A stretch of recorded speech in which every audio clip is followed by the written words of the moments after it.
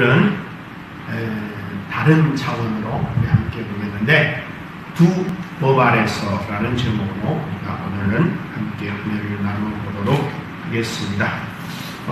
오늘 본문을 우리가 이제 통해서 우리 이 세상에 살아가는 아마 여러분들에게는 참으로 오직 한 가지의 법, 오직 한 가지의 일, 오직 한 가지의 목표만 있다면 우리 인생은 살기 그렇게 어렵지 않을 겁니다.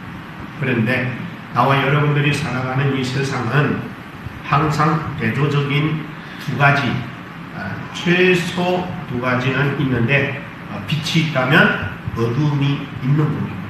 악이 있다면 의가 있는 법입니다. 옳은 일이 있다면 틀린 일도 있는 그런 이제 그 두 법 아래에서 우리가 살아가게 되고 있습니다. 그러다 보니까 나와 여러분들의 삶은 갈등 속에서 살 때가 많이 있습니다. 내가 이 일을 해야 되나 저 일을 해야 되나, 내가 이 길을 가야 되나 저 길을 가야 되나. 우리는 이런 갈등 속에서 늘 갈등하다가 결국에는 결단하고 가다 보면 정말 내가 원했던 그 길보다는, 내가 원했던 그 일보다는 내가 원치 않는 그 길을 갖게 되고 그 일을 하게 되는 결과를 우리는 늘 경험하게 됩니다. 그러면서 후회하고 또 후회하게 되는 겁니다. 인생은 어떻게 보면 선택이라고 말할 수 있을 만큼 인생길에는 오직 한 길만 있는 게 아니라 두 길이 항상 대조되어 있다는 사실을 우리는 인생살이하면서 경험하게 됩니다. 한 길은 가면 안 되는 길이라면 다른 한 길은 가야만 하는 길이고, 또 한 일은 내가 가서는 안 되는 길인데 또 한 일은 내가 해야만 하는 그 길이 놓여 있습니다. 그런데 안타까운 것은 내가 가야만 하는 그 길은, 내가 해야만 하는 그 일은 내가 원하기는 원하지만 결국에 내가 하고 보고 가고 보면 내가 원치 않았던 길에 왔고 내가 하지 말아야 했던 일을 결국에는 했던 그런 모습을 보게 됩니다. 그래서 결국은 인생은 내가 원함은 있지만 내가 원하지 않은 일들을 저질러 놓고 후회하고 탄식하며 그로 인하여 괴로워하는 그런 우리들의 인생을 우리는 피면할 수가 없습니다. 오늘 본문에 우리가 사도 바울이 이 본문을 말하기 위해서 앞부분에서 무슨 얘기를 했는가 하는 것을 우리가 잠깐 먼저 살펴보면 17절에 이런 말을 하고 있습니다. 바울이 하나님을 만나고 하나님을 믿고 하나님의 뜻대로 하나님의 의를 위하여 이제는 좀 선하게 살아야 되겠다라고 온갖 노력과 충성과 최선과 열심을 다 했지만 돌아보면 결국에는 자기가 원하는 대로 못 살고 자기가 원치 않는 삶의 결과를 자기가 눈으로 보게 되는 그런 안타까움을 겪게 됩니다. 7장 18절에 보면 이런 말합니다. 내 육신에 선한 것이 거하지 아니하는 줄을 내가 아노니 원함은 내게 있으나 선을 행하는 것은 내게 없구나. 내가 원하는 바 선은 하지 아니하고 도리어 원치 아니하는 바 악은 행하는도다. 나는 선을 원했는데 하고 나니까 악이었다. 내가 선한 길을 가려고 했지만 결국에 보니까 악의 길이었더라 라고 하는 고백을 사도 바울이 합니다. 선을 행하고 싶었던 마음은 자기 속에 가득했지만 결국에는 선을 행하지 못하고 악을 행했던 이유가 뭐라고 말하냐면 내가 원하는 그 삶을 살아낼 수 있는 힘과 능력은 내게 없더라 라고 고백하는 거죠. 그 말을 다른 말로 하면 이런 말입니다. 내 육신 속에 내 의지와 내 힘이 아닌 나에게 힘을 공급해 주시는 그 성령님의 임재가 없이는 내 아무리 노력하고 애쓰고 열심을 낸다 하더라도 내가 원했던 하나님 앞에서의 선한 생활은 이루어질 수 없다라는 사실을 내가 깨달았다라고 말합니다. 그래서 사도 바울이 이런 결론을 내립니다. 내가 만약에 원치 않은 일을 해냈다면 그것은 내가 한 게 아니야. 내 속에 있는 죄가 한 거다.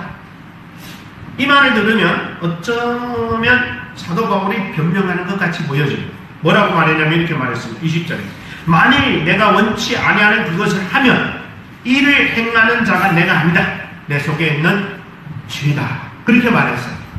여러분 어떻게 생각합니까? 사도 바울이 못 해내니까 변명하고 있어. 핑계대고 있어. 이렇게 보일지 모르죠. 그러나 그렇지 않습니다. 왜 그렇지 않느냐? 여기서 사도 바울이 변명 같고 핑계 같은 고백을 했지만 여기서 그의 고백은 뭐를 설명하냐면 인간의 무능력함, 인간의 무능력으로 인하여 아무리 몸부림쳐도 할 수 없는 우리가 바로 인간입니다 라고 하는 것을 자기의 실질적인 삶을 통해서 보여주고 있는 모습이에요. 그래서 7장 21절부터 보면 이런 말합니다. 그러므로 내가 한 법을 깨달아노니 곧 선을 행하기 원함은 나에게 있지만 악이 함께 있는 것을 내가 발견했습니다. 22절 내 속사람으로는 하나님의 법을 즐거워하지만 내 지체 즉 육체 속에 있는 다른 한 법이 내 마음의 법과 항상 싸우고 있다는 사실을 내가 발견했습니다. 이거를 발견했다는 사실이 바로 우리에게 보여주고 있는 게 뭐냐? 인간의 노력과 의지로는 불가능합니다. 인간의 삶 속에는 항상 두 영이, 두 법이, 두 생각이 항상 싸우고 있다라고 고백하고 있습니다. 그래서 사도 바울이 인간 속에 원하는 선을 행하려고 마음에 품고 있었지만 원치 않았던 악을 행하는 것을 보면서 내 속에 이 악이 나를 조종하는구나. 그래서 마음의 두 법이라고 하는 이 표현을 우리가 할 수 있었고, 그래서 우리는 이 두 법 안에서 육체 속에 있는 이 한 법과 또한 마음의 한 법이 계속해서 갈등하다 보니까 결국에는 우리가 어떤 결과를 초래하느냐? 지체 속에서 육신 속에서 나를 이끌어가는데 내가 끌려가고 말았다라는 고백을 하게 돼요. 자, 왜 그러면 우리가 결국에는 그렇게 끌려가고 말하냐? 여러분, 마음의 법, 즉 성령의 법, 하나님의 법은 우리 육체에는 별로 그렇게 드러나게 좋고 크고 보람있고 기쁘고 영광스러운 그런 것들이 드러나지 않지만 육 속에 있는 이 법은 우리로 하여금 육 속에 기쁨을 주고 행복을 주고 즐거움을 주고 만족함을 주고 영광을 주고 그런 것들을 더 강력하게 드러내니까 우리는 나도 모르는 사이에 거기에 끌려가게 되는 게 바로 육신에 끌려가는 원인이 돼요. 그래서 사도 바울이 너무 괴로워가지고 이런 고백합니다. 오라, 나는 공부한 사람이다. 나는 너무너무 괴롭다. 왜냐하면 여러분, 사람이 원하는 것 해야 되는데 원하는 것 못하고 원치 않는 결과를 가져왔다면 후회할까요? 안 할까요? 당연히 후회하죠. 그러니까 사도 바울이 그랬던 거예요. 나는 너무너무 괴롭고 힘듭니다.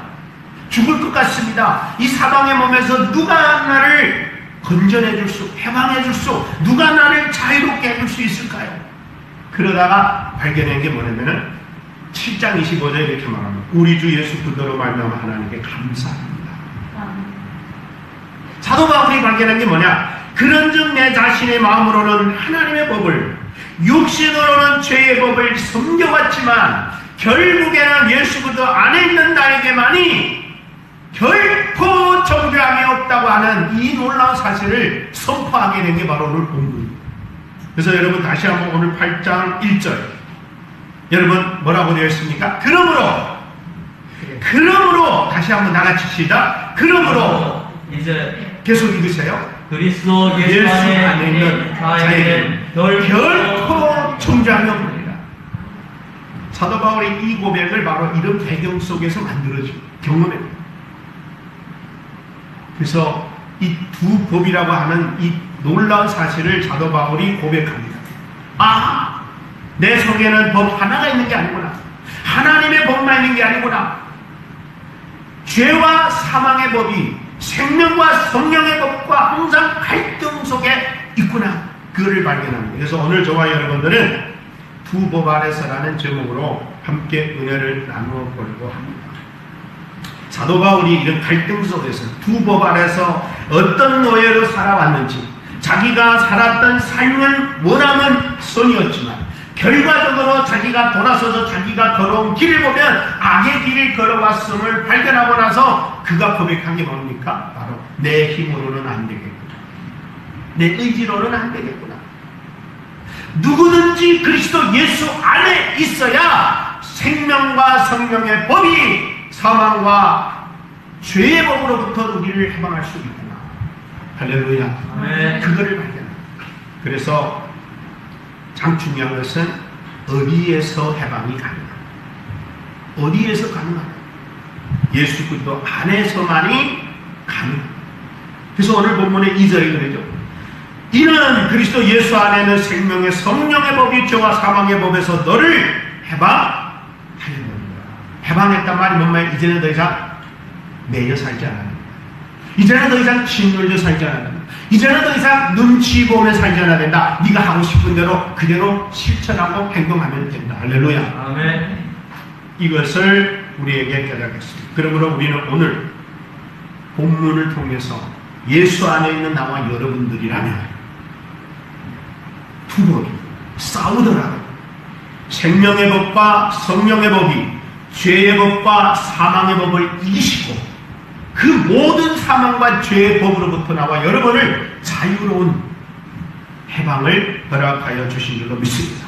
아멘. 더 이상은 내가 원하는 대로 살 수 없고 결과를 만들어낼 수 없는 그런 삶에서 이제는 내가 원하기만 하면 결과를 원하는 대로 만들어낼 수 있는 힘과 능력과 의지와 용기와 담대함이 성령으로부터 저와 여러분에게 주어진 줄로 믿으시기를 바랍니다. 아멘. 그래서 나와 여러분들은 더 이상은 노예 생활, 더 이상은 이제는 매여 사는 삶이 아니라. 그러나 그럴지라도 나와 여러분들은 항상 어디에 있다는 사실은 있어서는 안 되냐. 두 법 아래에 있어서 우리는 두 법 아래에 있다는 사실은 있어서는 안 돼요. 그래서 항상 우리에게는 예수 믿든지 안 믿든지 뭐가 주어집니까? 선택이라고 하는. 이거는 예수 믿을 때나 믿지 않을 때나 항상 선택은 우리의 몫이에요. 근데 우리가 내가 선택하면은 잘못된 선택할 수 있어요. 그러나 내가 선택하는 게 아니라 내 속에서 바르고 정확하고 옳고 의롭게 인도하시는 성령에 의하여 선택한다면 우리는 항상 옳은 선택이 되어질 줄로 믿습니다. 아멘. 성령님의 도우심은 우리가 이 시대에 필수로 필요하지 않을 수가 없고, 그래서 저와 여러분들은 이제부터 더 이상 우리에게는 두 법이 갈등할지라도, 여러분 우리가 어떤 부분은 기도해봐야 분별이 오는 게 있고 어떤 거는 기도해보나 마나 분별이 딱 되는 것들이 있어요. 그럼에도 불구하고 우리가 갈등할 때 있어요. 그때 우리가 기도해야 됩니다. 내가 분명히 이 길이 옳은데 이 길을 선택하지 못하고 자꾸 갈등할 때는 내게 뭐가 부족하냐? 의지가 부족하고 결단의 용기가 부족해요. 왜? 우리 육신이다. 그래서 누구 힘이 필요하냐? 성령님의 힘이 필요하냐? 하나님의 은혜가 옳은 길을 결단하게 하시고 옳은 일들을 선택하여 결단하고 행할 수 있도록 성령이 도와줍니다. 그래서 결과적으로는 우리가 오늘날의 기도의 생활이 하나님의 도우심을 구하는 길이요 성령님의 힘을 힘입는 방법이 바로 기도입니다. 그러니까 여러분,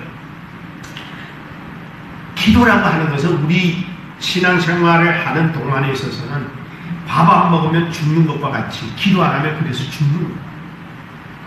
기도는 호흡과 같다 그랬죠.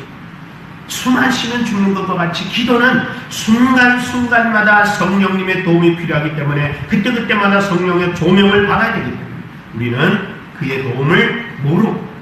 기도로. 그래서 그때그때마다 나와 여러분에게 주어지는 이 두 법 아래서 살아가는 삶의 현장에서 갈등이 어디서 오느냐? 선택의 그 기로에 있습니다. 그래서 우리가 몇 가지 한번 볼 텐데, 첫째는 생명과 성령의 법, 그리고 죄와 사망의 법, 이 두 법입니다. 자, 생명과 성령의 법은 어디서만이 가능하냐? 예수 그리스도 안에서만 가능하다. 본문은 우리에게 말하고 있습니다. 자, 생명과 성령의 법, 즉 생명의 법이라고 하는 생명의 역사는 예수 그리스도 밖에서는 이루어질 수 없습니다. 생명의 역사는 이 세상에 없습니다. 예수 밖에는. 그래서 사도행전에도 보면은 뭐라 그랬어요? 4장 12절에 다른 이름으로서는 구원을 얻을 만한 이름을 천하에 보낸 적이 없다. 왜? 생명은 오직 예수 그리스도밖에 없기 때문에 그랬습니다. 네. 그래서 생명 대신 예수 안에만이 생명 대신 성령께서 역사할 수가 있는 거예요. 그래서 생명과 성령의 법은 하나입니다. 불가분리적이고 분리할 수 없는 이런 놀라운 힘이 어디서 있느냐? 예수 안에만이 가는 거예요. 예수 안에만 오면 뭐가 꼼짝 못하느냐? 죄가 꼼짝 못하는 거예요. 예수 안에만 오면은 죽음이 꼼짝 못하는 거예요. 왜 그렇습니까? 죄를 청산하기 위하여 예수님 십자가 못 박혀 죽으시면서 죄를 완전히 박살내요. 청산해요. 없애버려요. 죽음이라는 것은 예수님이 죽으시고 3일 만에 부활하심으로 말미암아 죽음의 권세를 완전히 깨뜨리고 부활하셔서 다시 살아났습니다. 그러니까 생명과 성령의 법에는 죄와 사망의 법은 아무런 효력도 능력도 나타내지 못하게 되어 있습니다. 그래서 여러분, 죄가 우리에게 접근합니다. 그러면 우리는 뭐로 이길 수 있어요? 예수 그리스도의 이름. 여러분, 기도할 때 우리가 누구의 이름으로 기도합니까? 예수 그리스도의 이름으로. 우리가 사탄의 역사라고 느껴질 때 누구의 이름으로 쫓아냅니까? 나사렛 예수 이름으로 쫓아냅니다. 모든 것들은 예수 아래 굴복하고 예수 아래 꼼짝합니다. 그래서 나와 여러분에게 예수 안에라고 하는 것은 얼마나 중요한지 모릅니다. 내가 어디에 있든지 예수님은 나와 함께 하시는, 나와 함께 하시기 때문에 내 속에서 생명의 역사가 나타나고 내 속에서 성령이 함께 할 수 있게 되었다라는 거예요. 그래서 고린도전서 15장의 45절에 기록된 바 첫 사람 아담은 산영이 되었다. 함과 같이 마지막 아담은 살려주는 영이 되었도다. 그러나 먼저는 신령한 자가 아니고 육 있는 자여서 그 다음에 신령한 자. 먼저는 신령한 것이 아니고 먼저는 육이었다가 나중에 신령한 자가 되었다. 다시 말합니다. 나와 여러분을 보면 죄와 허물과 실수로 죽을 수밖에 없는 그런 존재였다. 근데 예수 안에 들어오면서 성령님이 우리 가운데 임재하시면서 예수 안에 있는 생명이 나의 생명이 되고 예수 안에 있는 모든 부활이 나의 부활이 되면서 나에게는 어떠한 신령한 은혜를 덧입혀 줍니다. 그래서 사도 바울이 성경에 뭐라고 말하면 내가 너에게 신령한 복을 가르쳐 주겠다. 예수 안에 있기 때문에 가능합니다. 그래서 우리는 처음에는 육신으로 시작했지만 예수 안에 들어오면서 성령의 사람이 되고 생명의 사람으로 바뀌어졌는데 그게 바로 뭐냐? 거듭났다. 할렐루야. 네. 거듭났다는 것입니다. 자, 로마서 6장 14절 이렇게 말합니다. 죄가 너희를 주관치 못하리니, 이제는 죄가 우리를 좌지우지 못하리니, 이는 그 이유는 뭐냐? 너희가 법 아래 있지 않냐고 이제는 은혜 아래에 있느니라. 우리가 육신만 가지고 있을 때, 예수님을 모를 때, 성령의 사람이 아닐 때는 법 안에서 벌벌벌 떤 사람이었지만 이제는 법 안에 서 있는 게 아니라 은혜 아래에 있기 때문에 그런즉 어찌하려 우리가 법 아래에 있지 않냐고 은혜 아래에 있으니 죄를 지으려 그럴 수 없느니라. 죄로부터 해방되어 의의 종이 되었느니라. 아멘. 아멘. 이게 바로 뭡니까? 생명의 법, 성령의 법, 죄와 사망의 법으로부터 우리를 해방시켜 줄 수 있었던 놀라운 것은 어디냐? 이 세상도 아니요, 우리 주 예수 그리스도 안에서만 가능했다는 거죠. 자, 두 번째 보니까 육신의 법과 하나님의 법으로 나뉘어져 있습니다. 3절에 뭐라고 말하냐면 율법이 육신으로 말미암아 연약하여 할 수 없나니 그것을 하나님이 하셨으니 곧 죄를 인하여 자기 아들을 죄 있는 육신의 모양으로 보내어 육신의 죄를 정하사 그랬습니다. 여러분, 우리 육신은 어느 정도로 약하냐면 법 아래 꼼짝 못합니다. 이 법이라는 게 얼마나 무서우냐면은 사람으로 묶어버립니다. 그 법 안에서 꼼짝달싹 못하게 하는 게 바로 이 법입니다. 근데 우리가 인간적으로, 육신적으로, 여러분, 이 세상에 율법을 지킬 수 있는 사람 어디 있습니까? 하나도 없습니다. 이 사회적인 법도 우리가 지키지 못해서 맨날 사고 나고, 법에 가고, 감옥 가고, 옥살이하고, 판결받고, 이 세상의 법도 우리가 지킬 수 없는데, 하나님의 법을 우리가 어떻게 인간의 힘으로 다 지킬 수 있겠습니까? 지킬 수 없다는 것입니다. 그만큼 우리 연약한 육신을 입고 산다. 우리 육신의 법은 그래서 약하여 아무것도 할 수 없어서 늘 벌벌 떠는 그런 존재입니다. 그러나 인간이 할 수 없는 이것을 하나님이 당신의 법으로 해결하셨는데 뭐냐? 바로 하나님이 당신의 아들을, 죄 없는 몸을 가진 하나님의 아들을 죄로 뒤집어 쓴 죄인들이 할 수 없는 우리를 대신하여 십자가에 못 박혀 죽게 하시면서 하나님의 아들에게 우리들의 모든 죄를 다 담당시키셔서 이사야서 53장의 6절에 뭐라고 말했어요? 우리는 다 양 같아서 각기 제 길로 갔거늘 우리 무리의 죄악을 누구에게? 예수님께 담당시키셨더라. 아멘. 하나님이 우리가 한 게 아니라 우리는 고작 한다는 게 제 갈 길, 제 할 일, 지가 좋은 대로 떠돌아다니면서 죄 짓고 범죄하는 일밖에 할 수 없는데 하나님이 당신의 아들을 보내셔가지고 우리가 할 수 없는 일을 다 대신하셔서 나와 여러분들로 하여금 우리의 모든 죄를 예수님께 다 담당시키심으로 우리는 죄 없다 인정해 주시는 은혜가 입혀졌다. 그래서 성경에는 우리가 육신으로 말미암아 율법을 지켜서 의롭다 함을 얻지 못하는데 예수 그리스도를 믿음으로 말미암아 의롭다 칭함을 얻어느니라. 그래서 예수를 믿음으로.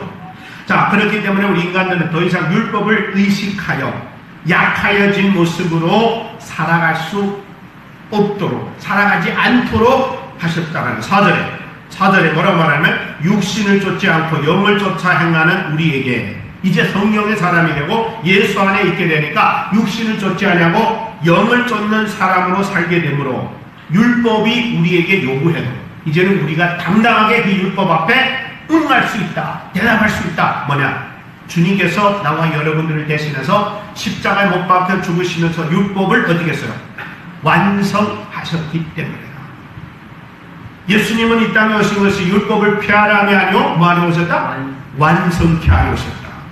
그분이 율법을 완성시키신 이유가 뭐냐? 나와 여러분들이 할 수 없기 때문에 예수님이 완성해 놓으시고 우리를 그 믿음으로 우리가 완성하는 거예요. 할렐루야. 그러니까 예수님이 완성하시면 우리가 믿었기 때문에 이제는 더 이상 우리가 율법으로 나와 여러분을 정죄하더라도 그래서 사도 바울이 이제는 누구든지 우리를 정죄할 수 없다. 결코 정죄할 수 없다. 왜? 우리는 이미 다 예수 안에서 자유함을 얻었기 때문에. 세상 사람들이 우리를 조롱하고 여러분이 나를 조롱하고 내 자신이 나를 조롱할지라도 이미 그 조롱과 비난과 모든 정죄는 이미 예수 안에서 다 해결이 된 거예요.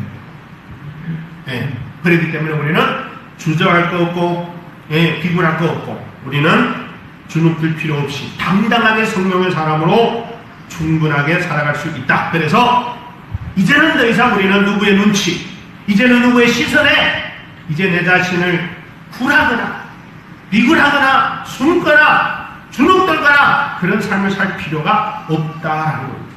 이제는 우리는 누구의 시선만 바라보며 살면 됩니까? 나에게 의롭다 칭하여 주신 그분의 시선에만 우리가 눈치 보면서 살아가면 될 줄로 믿습니다. 또 하나의 법이 있습니다. 육신을 쫓는 것과 영을 쫓는 것 이렇게 나왔는데 5절에 보니까 뭐라고 하냐면 육신을 쫓는 것은 육신의 일을, 영을 쫓는 자는 영의 일을 그랬습니다. 자, 여기서 이게 아주 중요한데 여기서 우리는 뭐를 얻어내면은 지혜를 얻게 됩니다. 분별력을 얻게 됩니다. 하나님의 성령이 우리에게 주신 겁니다. 뭡니까? 아하, 이제 우리가 육신을 쫓으면 육신이 원하는 결과를 얻게 되는 걸 아까 처음에 제가 말씀드렸지만 마음에 원하는 34개 있지만 또 한 명이 자꾸 나를 원치 않는 길로 이끌어가다니만 결국에는 원치 않는 결과를 만들었어요. 그게 뭡니까? 바로 죄의 결과죠. 그래서 이제는 나와 여러분들이 분별하고 깨닫고 이제는 내가 선택할 수 있는 특권이 있고 선택할 수 있는 이제는 우리가 결단력이 있기 때문에 내가 봐서 원치 않으면 내가 노 해버리면 우리는 노 할 수 있는 의지와 힘과 능력이 성령으로부터 주어진 줄로 믿습니다.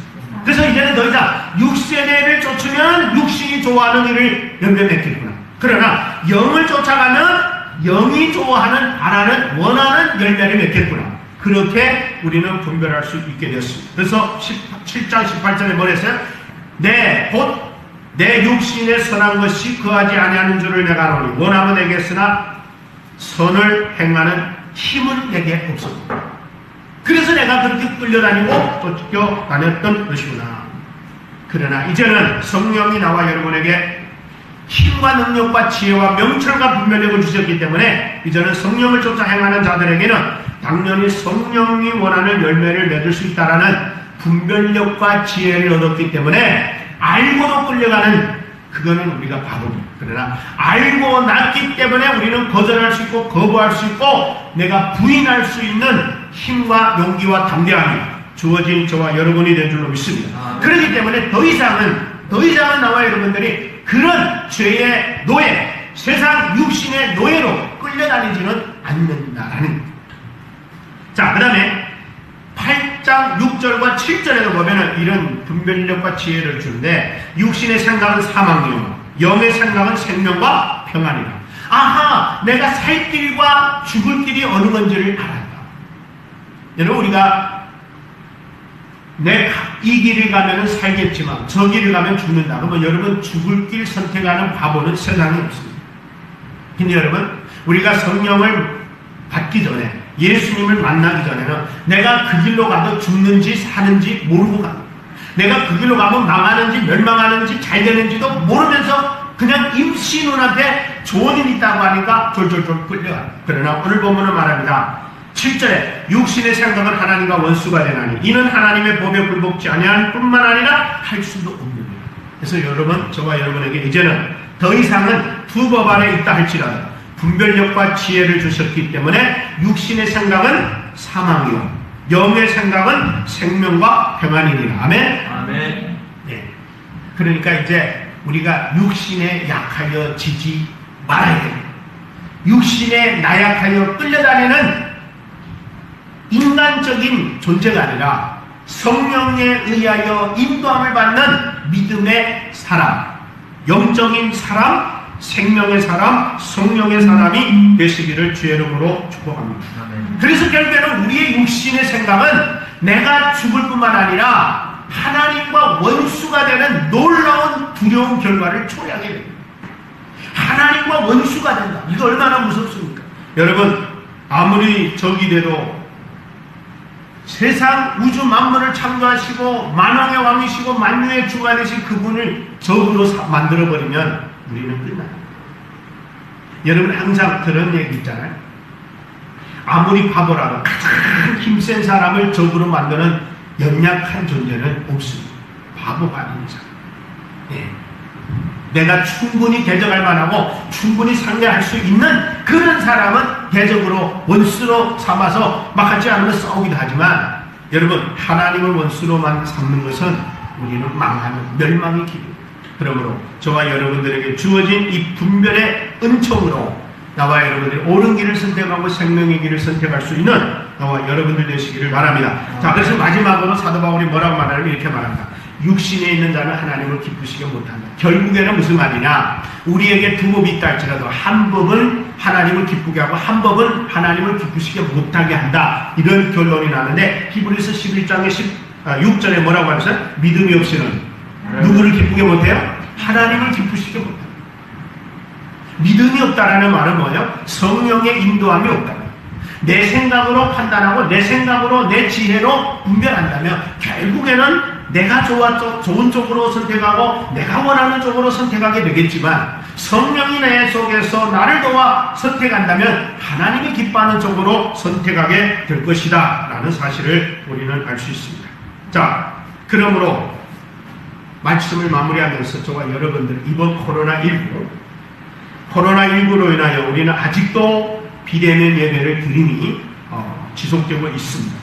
물론 지난주부터 시작해서 50명 이하는 이제 거리두기 잘하고 수칙 잘 지키고 해서 이제 모여도 괜찮다 이렇게 나왔는데, 문자 오기로는 아직도 교회는 비대면 예배를 드리라 이렇게 저에게 문자가 왔어요. 근데 이제 오늘 아침에도 보니까 TV에 나오는 거 보니까 50명 이하는 실내에서는 이제 가능한 걸로 얘기하더라고요. 그러므로 물론 다음 주부터는 이제 우리가 대면 예배를 드려도 가능하다는 사실을 말씀드리고, 자, 그래서 제가 여기서 말씀드리고 싶은 게 뭐냐면, 지금까지 우리가 이제는 거의 10개월이 되도록 이제 우리가 비대면 예배를 드리면서, 저는 하나님이 많은 것을 우리에게 원하셨겠지만 그 중에 또 하나가 뭘까? 제가 가끔은 이제 금요일날 집에서 저도 이제 컴퓨터 켜놓고 집에서 온라인 예배를 드렸어요. 조 목사님이 여기서 하고. 들어보면서 제가 느끼고 깨달은 게 뭐냐면은, 이게 주변에 사람이 없으면 나도 모르는 사이에 본능적으로 일어나 갔다 왔다 하기도 하고, 내가 불의식주의에 내가 그냥 일부러 그러지는 않은데 나도 모르는 습관적으로 물 먹으러도 가고 뭐 볼일 보러도 나갔다 오고 이런 행동들이 주어지는.